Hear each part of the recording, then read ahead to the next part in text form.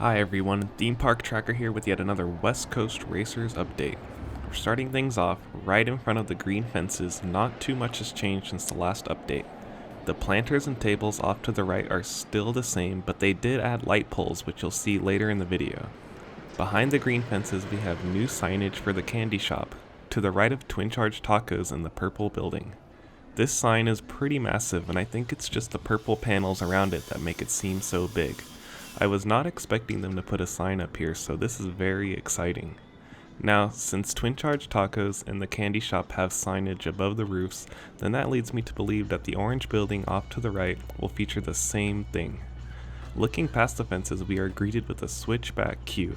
Nothing too fancy. These are the traditional silver poles that the park uses on almost all of the attractions in the park.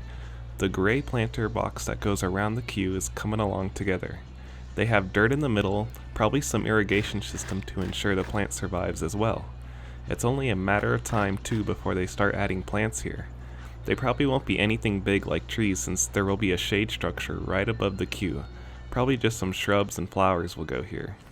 They even added the decorative trim to the top of the West Coast Racer Station building that matches the actual West Coast Customs building in Burbank, California.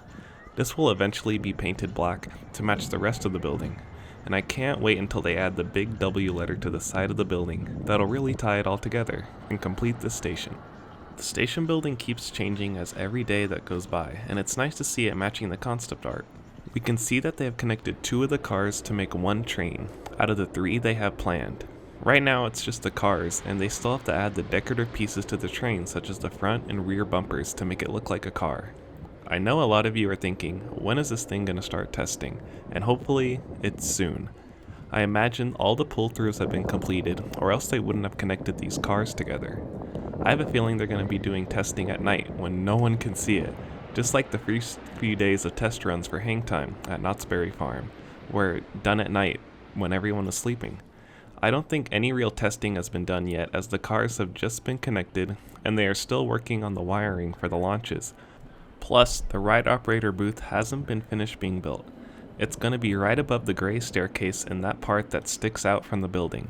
I may be wrong, but the reason the ride operator area sticks out is so they can see the launches on the opposite side of the Apocalypse Trench. They are also working on the wooden fence that's going to cover those gray electrical boxes next to the launch. It looks like they are raising it a few more inches, or adding a decorative trim so guests can't see anything sticking out from the top when they are in the land. They are most likely aren't going to cover the side facing Ninja, but at least it'll be covered when you're inside the actual land. Another thing I wanted to bring up is inside the station building, more particularly towards the mid-course show that's going to be played while you're waiting for the other train to load. Are they going to add some kind of door that raises and lowers when the train leaves, similar to Manta at SeaWorld San Diego? I was wondering because if you're riding this during the day, then the light is going to shine right through the square entrances, possibly ruining the show that's going on in there. I don't see anything in the station that could represent an opening and closing garage-themed door, so it's something to think about. We also don't know what kind of show the park plans on playing in here since it wasn't in any of the concept art, so it's hard to tell if the sun will ruin the experience of this indoor portion. Again, we can look back at the concept art, and there wasn't anything that resembled the door unless it was already risen because the rendering skips when you enter the mid-course show. Really quick about the plants under the High Five element.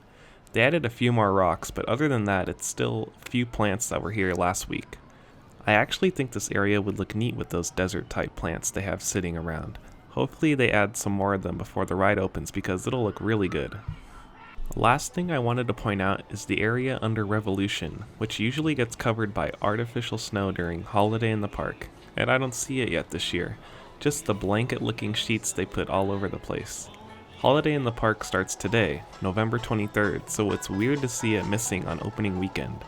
I'm sure it's coming, they probably just had trouble getting the machine that does it. They also put these over the building rooftops in front of the park entrance. Those white sheets on the ground are put underneath the artificial snow they blow all over the place, so it's a sign that it's coming at some point, just not this weekend, or the next. Maybe it was because of the rain since it washes it all away.